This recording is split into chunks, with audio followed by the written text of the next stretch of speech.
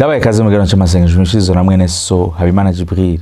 Uno musi Imana banje nshira muri wa mutima mu ijambo turavugana ukuza kwa Kristo ico kwakoze no musi ndavuga ko ukuza kwa Kristo kwatumye dushobora kwegera Imana, dushobora gusenga, dushobora kuvuga Abba Data, dushobora kwita Imana Papa. Kera bivuga ko twara bakavana kera twara abantu bari kure y'Imana, kure y'amasezerano. Mugabo no munsi hari ikintu Imana yadukoreye. Ukuza kwa Kristo kwarakinguye. Bitubira gihe Yesu yapfa ngo hariho ngo igitambara cyatandukanya hera ngo camanyukusemo kubiri. Uno munsi rero kubona Kristo yaje, hari opportunity twaronse yo gushobora kwegera Imana. Hariho akajya Imana yaduhaye gushobora kuba abana bayo no gushobora kuza imbere yayo. Hari ijambo rimwe riri muri Baroma igice ca gatatu umurongo wa 30 ravuga ngo bose bakoze ivyaha ntibashikira ubwiza bw'Imana. Ivyaha ni vyari byaradutumye dushobora kwegera aho Imana iri, dushobora kwegera ubwiza bw'Imana, dushobora kwegera aho Imana iri, dushobora kwegera ukubaho kw'Imana.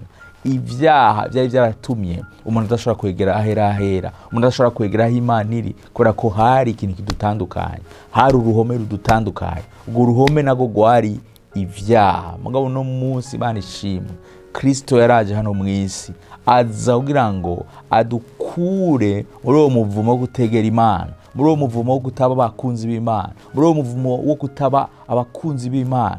Umviriza no majambo igihe Yesu ngo Imana igenderera mama we Maria muri Matayo igice ca mbere umurongo wa 3 aravuga ngo raba inkumi izotwarinda ivyara umwana w'umuhungu bazomwitwa Emmanuel. Risobanura ngo Imana iri kumwe natwe. Igihe Yesu kuza kwiwe kwariko kwanonsa, kwariko kuvuga yuko uwo mwana agiye kuza ngo azokwitwa Emmanuel, ngo Imana iri kumwe natwe, Imana igendana natwe. Ico gihe Imana yari yemeye kuza gusabana n'abantu, yari yemeye kuza kubana n'abantu, yari yemeye kuza kugendana n'abantu. Yesu kuza kwiwe kwadushoboje kugendana n'Imana, kwadushoboje kutavuga ngo Imana iri kure, ariko Imana igendana natwe, Imana ikorana natwe, Imana igandira natwe, Imana idushoboza, Imana iri hafi yacu.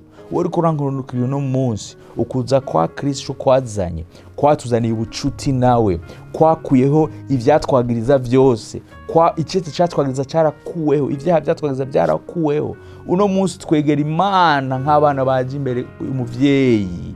Ukuza kwere ko aratugiriye ubuntu. Ngomba ndikudabwira abane ko aradukurikirana urakijijwe, mugabo ntuzi ico Kristo yaje kudukorera, yaje kutwegereza n'Imana. Ushobora kumaza igihe kininiya witwa kukijijwe umaze imisi udasenga. Uno munsi naje kukubwira uno munsi umwami arashaka umwegera.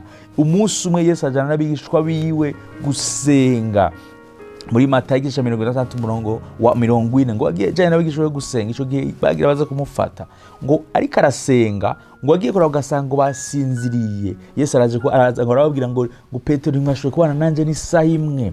Yesu yaje kugira ngo aturestore, yaje kugira ngo tugire imigendana n'Imana, tubane n'Imana, tugwize umyanya nawe. Uno munsi ukurangura uno munsi urakijijwe ngo nta n'isaha imwe w'Imana. Uno munsi urakijijwe ngo ntusenga. Kandi Emmanuel yaraje, kandi Yesu Imana yacu Emmanuel yaraje kugira ngo abane nawe. Reka kumushira kure y'umutima wawe, reka kumushira kure kutamuha umwanya. Arashaka kumuha umwanya ko nimba yaraje kugira ngo dusubizazo ubucuti n'Imana. Bibiliya yatubwiye mu Baroma igice ca 3 umurongo wa 23 ngo bose bakoze ivyaha ntibashikira ubwiza bw'Imana. Twari abantu badashaka kwegera ubwiza bw'Imana, twari abantu badashaka kuza imbere y'Imana ngo dusenge.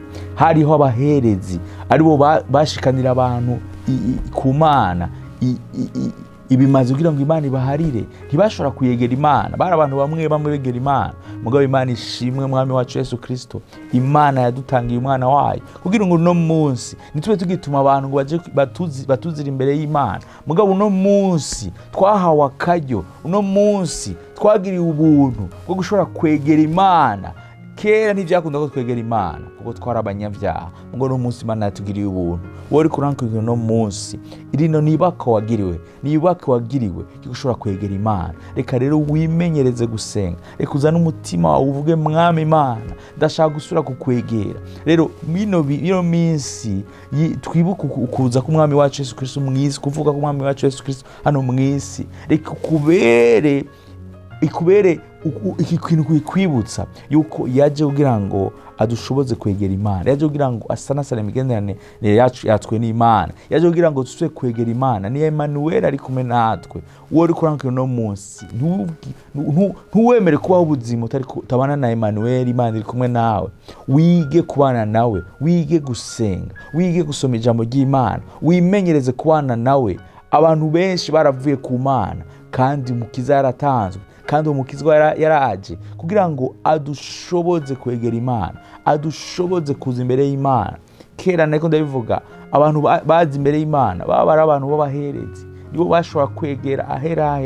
Ngo igitambara cyadutandukanya n'Imana cyarakuweho. Umunsi umwami wacu apfa cyarakuweho. Uno munsi umuntu wese twagiriwe ubuntu n'Imana, ushobora kwegera Imana. Uno munsi turashobora kwinjira mu bwiza bw'Imana, turashobora kwinjira ahera, turashobora kwinjira aho Imana iri, tukaja mu bwiza bwayo. Uno munsi naje kwibutsa ko rankira uno munsi yuko ukuza kwa Kristo kwadushoboje gushobora kwinjira mu bwiza bw'Imana, gushobora gufata umwanya wo gusenga. Bizana amajambo make tuvuganye, mbwo no dufata umwanya muri no gusenga. Wowe uri kurankukirana, wisengere, uvuge n'ivyo Kristo yaraje. Mugabo ubuzima bwanje nasanze naramutaye, natakaje ubuzima bwanje bwo gusenga, kandi yaje kugira ngo tubane, yaje kugira ngo tugiranire ubucuti, yaje kugira ngo ashobora kunyinjiza mu bwiza bw'Imana. Shaka dufata umwanya wo gusenga. Wowe wisuzume, bivuga ngo mwisuzume ko niwe mwiyizi, ni uzi aho wagwiriye, ni uzi aho ugeze. Namo dufata umwanya wo gusenga, ubwire Imana, uvuge mwami Imana ndagarutse, mwami Imana ndakwinginze, ntuwemere ku mutima wanje uja kure yawe, ntuwemere ku mutima wanje uguta, ntuwemere mama ko ndakureka. Ngirira ubuntu kandi nyinjiza kandi mu gusenga, tugira tuje no mu mwaka ukurikira. Nimba waramaze igihe kininiya udasenga umwaka uheze, reka wibwire no munsi kubera ko Kristo yaje kugira ngo adusarasane imigenderanire yacu atwe n'Imana, yaje kugira ngo adusubizirane ubucuti n'Imana. Nagomba ufata umwanya wo gusenga muri no mwanya, usaba Imana, uvuge mama Imana ndakwingize nshoboza subira kugirana ubucuti nawe, kuko igikorwa waragikoze. Igitambara cyadutandukanya nawe Mana cyarakuweho. Uno munsi turashobora kukwegera. Ndasabye imbabazi, ungirire imbabazi, wongere ungirire ubuntu bwo kuza imbere yawe. Ntabwo dufata umwanya gusenga. Data mwiza, ndakuretse umuntu akarangurikirana mwami ukuza kwawe mwami kwadushoboje kwegera Imana, kwadushoboye kuza imbere y'Imana avec turi libre, twidegemvye mwami.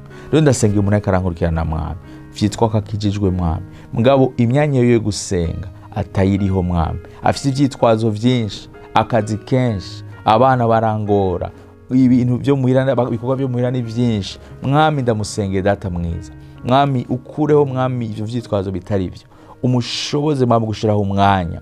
Nimba mwami warashobora gufata umwanya ugasenga, ukamara umwanya ukabara imbere y'Imana, ni gute mwami uyu muntu mwami atosenga? Ndamusenge data mwiza mwami, umuntu wese mwami yagutaye, umuntu wese mwami atagisenga, umuntu wese mwami urukundo rwiwe rwatitutse mwami, ubucuti bwawe nawe bwatitutse mwami, ndamusenge data mwiza no munsi mwami, usure mwami usanasane mwami, usanasane mwami umutima, usanasane mwami igendanire nawe, umusubire umugarukane. Ndasengeye umutima wewe mwami, aho wagiye kure yawe mwami, ndawusengeye mwami usubire ugaruke mwami, ufise mwami umutima wakomana nk'ibuye. Ndasenze data mwiza worohe mwami, waravuze mwami uzodukura mu mitima y'amabushe, imitima mwami y'imitima mwami lisanze, imitima mwami gushaka.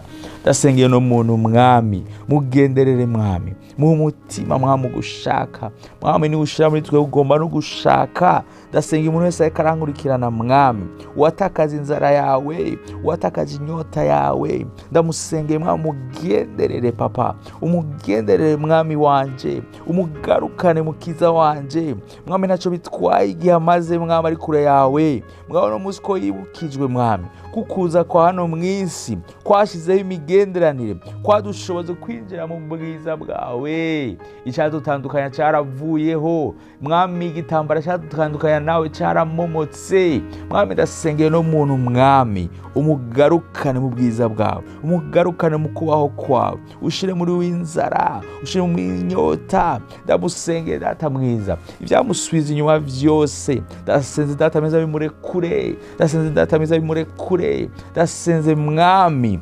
yidegemvye, ndasenze mwami gore no munsi agira inyota yawe. Urakoze data mwiza kumugiriye neza, urakoze data mwiza kuwabugaruye, urakoze data mwiza ko wigarukaniye data mwiza. Nuhabwe icubahiro, nutazigwe, nuririmbigwe, nuninahazwe, ko atandi Imana ihwanye nawe, ko atandi Imana ikora nk'ivyo ukora. Data mwiza ndasengeye n'abantu bariko barangurikirana mwami bafise ibibazo mwami, ndabasengeye data mwiza ubagenderere mwami, mwami bafise ibibazo icyaco cose, ndasenze kuboko kwawe kubijemo, ndasenze mwami ubwiza bwawe ubagenderere mw'izina rya Yesu Kristo. Data mwiza ubacira inzira atari inzira, abatabona inzira mwami nimwe, abariko bararondera ivyo bakora batazi ivyo bakwiye gukora, ndabasengeye data mwiza ubaha ivyo bakwiye gukora, ubaha akazi mw'izina rya Yesu Kristo. Abafise mwami uburyo mwami mugabo batabona ivyo bakwiye gukora, ndasenze mwami babera inzira barongora, ndasenze mwami baha ubwenge mwami bwo kuronka ivyo bakora mw'izina rya Yesu Kristo, mw'izina rya Yesu Kristo. Data mwiza ikibazo cyose bafise ubagirire neza, abariko baraturubikwa aho baba ndasenze mwami ubagirire ubuntu, ubakura aho hantu, ubarongorera ahandi hantu, ubazigame mw'izina rya Yesu Kristo.